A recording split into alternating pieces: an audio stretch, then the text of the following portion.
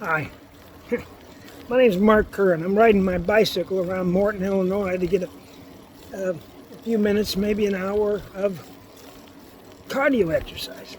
And so I can't talk long because when I hit the cardio phase, I won't be able to talk much. You know how that works. But what I'd like to make clear is something that I think is kind of important, and I didn't even know it till I was about 64 years old. I'm 68 now. And I was quite surprised when I found this out. And what I found out is that, to be brief about it, is that in the 1850s, quite unlike anything I've heard before, any speaker or any author, is that the South leaders were quite proud, quite clear, even joyful, their words, joyful, at starting a war to spread slavery. I don't mean to keep slavery. I mean specifically to spread slavery, and to spread it for God. They wanted a war, and actually they started a war. They didn't just want one, they started a war, and said to cheering crowds, the crowds cheered, that they were at war in 1856 to spread slavery to the Pacific Ocean. And that was not some nut in a bar. The guy bragging about killing to spread slavery to the Pacific was the guy everybody should know. His name is David Rice Atchison. And Atchison, who was stupidly taught, even by dozens, maybe hundreds of history professors, college history professors, he is taught as the man who supposedly was president for a day. He wasn't. But that's what they teach about this guy. He was the guy that passed the Kansas Act. David Rice Atchison was the guy, the U.S. Senator from Missouri, who passed the Kansas Act. In fact, he pressured Douglas to front for it, and with him, both of them passed the Kansas Act. And then Douglas, Jeff Davis, and Atchison personally took the Kansas Act to President Pierce to sign. And that's a story told often by Jeff Davis himself. So there's no dispute. So those three got the Kansas Act passed. Then Atchison personally went to Kansas. He passed the Kansas Act, then personally rushed, some people say, but personally went to Kansas right after he passed the Kansas Act, or soon after. And there, he started what Kansas newspapers called the Reign of Terror.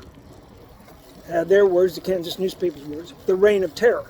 At first, Atchison's men didn't kill anybody. They didn't torture anybody.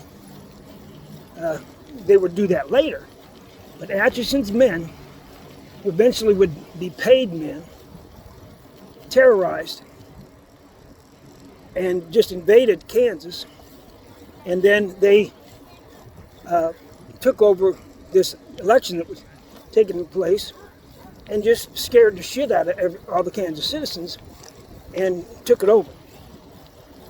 And when that didn't quite work as well as he wanted, Atchison got paid killers. And he got them from Texas and South Carolina mostly. And we know that because Atchison said so. Atchison himself took out ads apparently in newspapers in Texas and in South Carolina, and made it clear the men would be paid and that they were there in Kansas not to talk, but to spread slavery. And he did get over 1,000 men to come to Kansas. So, and then shit really got bad when they got the paid killers. Now that's the short version of David Rice Atchison, the U.S. Senator who passed Kansas Act. He then goes out to Kansas and starts a reign of terror that would include eventually paid killers, over 1,000 paid killers, paid men he did kill. And he bragged about it. He bragged about it. And he worked officially. He worked officially as Jeff Davis's General of Law and Order in Kansas. And he gave speeches that are really quite amazing, and his own publications quite amazing too, about spreading slavery to the rest of the United States, all the way to the Pacific. And what we learn in our schools, and it's taught, the A-push folks, the A-push teachers teach this as a given. And you go into almost any web page, go talk to any history teacher pretty much, and they will tell you that Atchison's Kansas Act, although they probably have no idea he was involved in passing, they will tell you that that Kansas Act was to allow people to be perfectly free to decide slavery themselves. Or as they put it sometimes, to apply popular sovereignty to the vexing issue of slavery. There's no bigger lie now or then that this was an attempt to have popular sovereignty decide anything.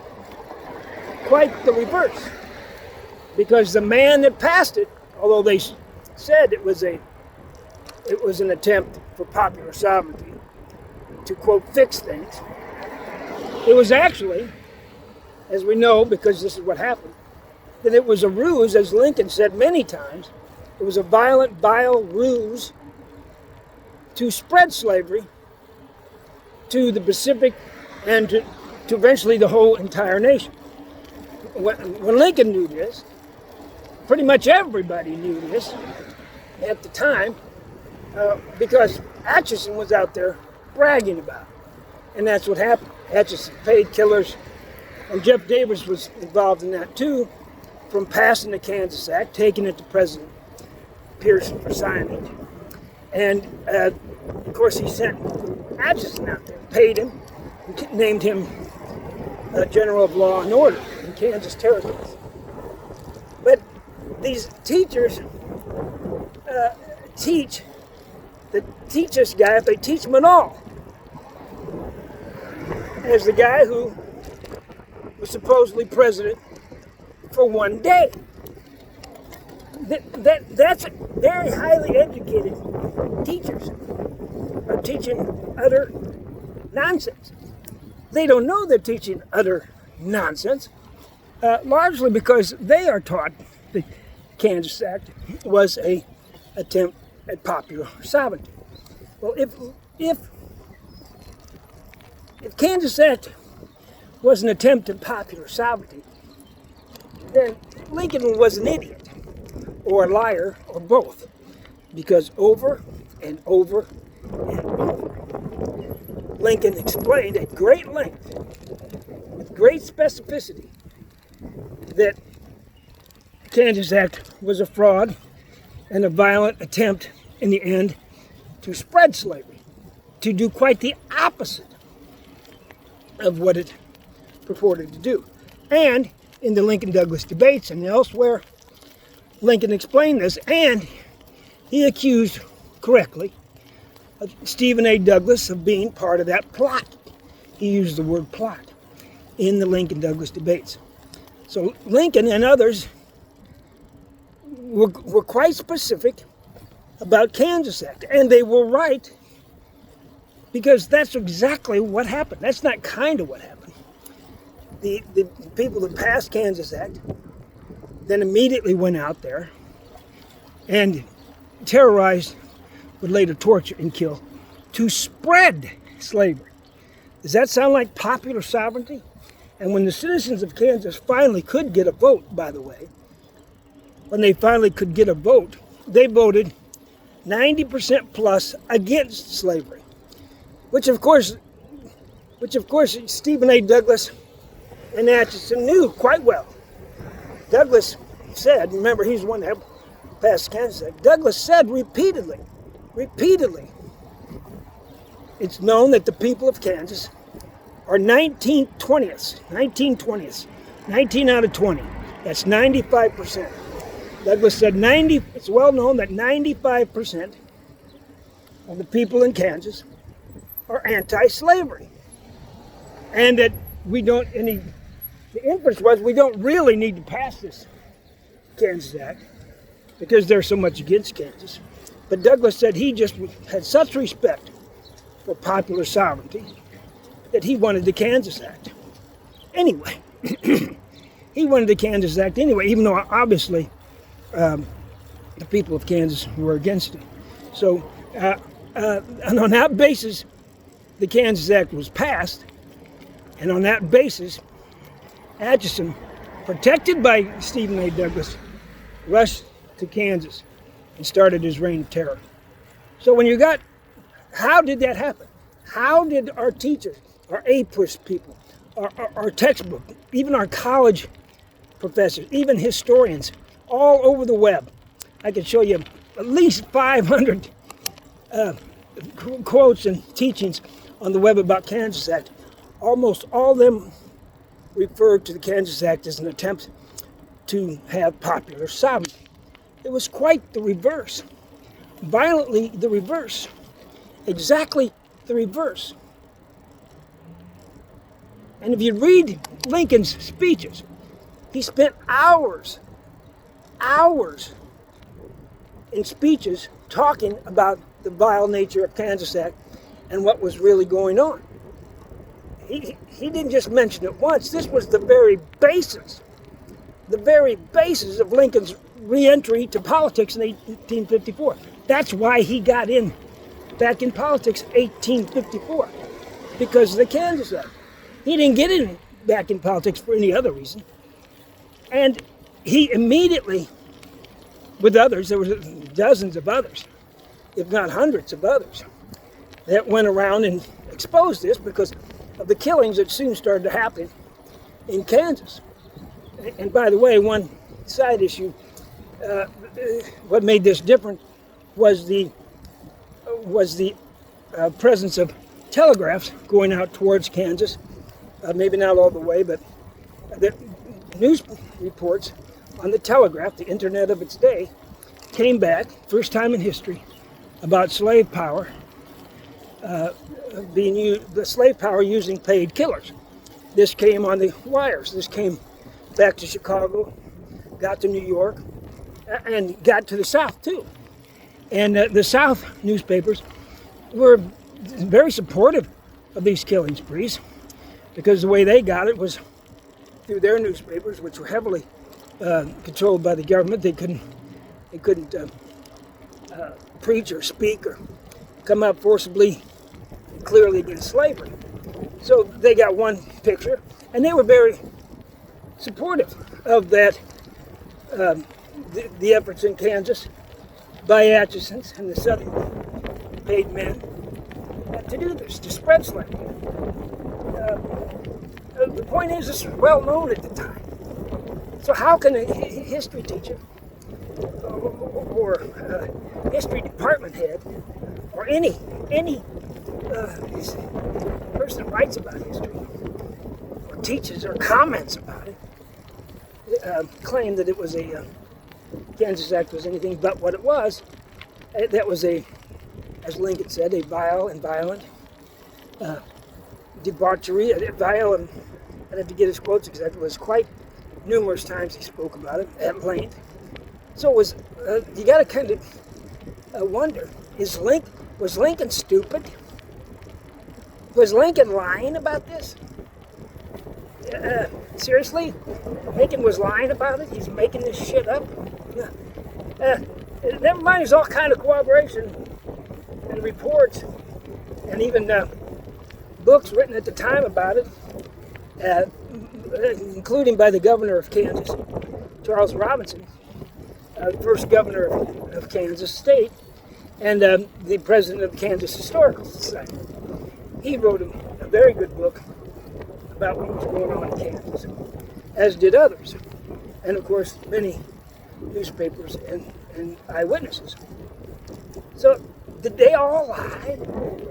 Were they all making shit up? Was Lincoln lying? Or, that's one possibility, I suppose, or were these supposed academics stupid? The people teaching our U.S. history classes. And this isn't the only glaring error and piece of stupidity of our academics. The other one has to be the concurrent event at the time, and that was Dred Scott decision, which Lincoln pointed out, and you can everybody should know the House Divided speech. He points out specifically the Kansas Act and Dred Scott decision as the machinery used to spread slavery, constructed precisely to spread slavery. And he said to spread it to the north, to the west, to the east, and the south, to spread slavery. That's why they made it.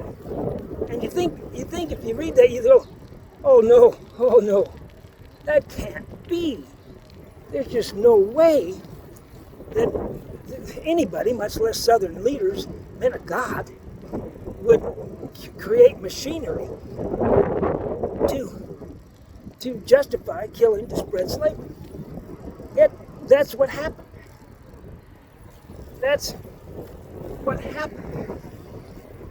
And the record is clear on that if you get the original documents, including the South's leader's own boasting. Jefferson Davis threw his own 2 cents in there and said, and wrote actually, that everything Atchison's men did was constitutionally required. Constitutionally required. That means the tortures, the invasions, the violence, the terror was constitutionally required. And he justified that by specific passages, they were essentially orders, by the Dred Scott decision. So you'd have to know the Dred Scott decision better than we teach it. You'd have to know it as well as Lincoln knew it and Jeff Davis knew it. And you'd have to actually have a history teacher smart enough to read it instead of just taking a slogan from it and getting it either partly or all wrong, which they did. Unless you know that the Kansas Act and the Dred Scott decision were sort of a 1-2 punch, created and delivered to spread slavery. And Lincoln, amongst other people, repeatedly exposed it. So that's why you've got to learn who killed who and why. History should include, or begin with, in the history of wars anyway, who killed who and why. First, who killed who. Second, why did they kill those specific people? Third, what did the killers brag about, and the killers' leaders brag about at the time? It is astonishing. It is astonishing that we do not teach history anything like that. Not of this war, as far as I know, not of any war, in any basic sense of teaching. This isn't particular to the Civil War, but we do not teach wars as who killed who and why, and what their leaders bragged about until they won or until they lost. If you approach the Civil War with that basis, with that curiosity, and examine that aspect of it, who killed who, why, And what did they brag about? It would simplify and make clear things which are not taught to you now and are instead taught so badly that you can come to, as we did here, precisely the wrong conclusion. And you shouldn't come to the precisely wrong conclusion just by leaving that out about Kansas Act and by getting it ass backwards and teaching that it was an attempt for popular sovereignty. We've got generations now, not just one or two generations. We've got three or four generations of teachers that got this totally screwed up, and they teach it. They do not teach what Lincoln taught in specific things. They do not teach the killing sprees. They do not teach that Atchison, the guy who passed Kansas Act, personally went to Kansas. They don't teach anything like that. They don't teach that Jeff Davis then justified the killings, justified the invasions on Dred Scott, and specifically cited Dred Scott. Said it in Davis's own book. Maybe some of these guys could take the time to read Jefferson Davis's own book. I don't know that that's too much to ask, but Davis himself, in writing, said that the Dred Scott decision changed everything, and that he said he had a duty to spread slavery, and it was God's will. But the Dred Scott decision, he said, made it required.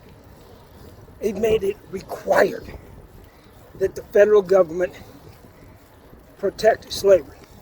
And that meant protected as in arresting people or even killing people who tried to stop slavery. And that's what happened. Kansas Act was never used to put popular sovereignty into action. It was used and designed and administered in exactly the opposite way. So if you're teaching the very basic factual history that doesn't get any more basic than this, ass backwards, no wonder students are dumber. And even if later these students find out a few different things or read a Lincoln speech word for word and see, they probably aren't going to change their mind with it. We've taught this nonsense, this inverted nonsense about Kansas Act and Dred Scott from the 4th grade on. When then, as soon as it comes up, we teach it stupidly, and we don't say Lincoln was stupid. We don't say that Lincoln had it all wrong. But essentially, that's what we are teaching. We're teaching precisely the opposite of what Lincoln explained over and over and over with much detail, and precisely the opposite of what Jeff Davis himself wrote, and precisely the opposite of what the guy who passed Kansas Act bragged about. We teach exactly the opposite. And history teachers will require, not suggest, they will require their students learn the Kansas Act and Dred Scott decision were some kind of attempted at applying popular sovereignty. We got to quit being so stupid, and it would help if our history teachers were not stupid about this. Thank you.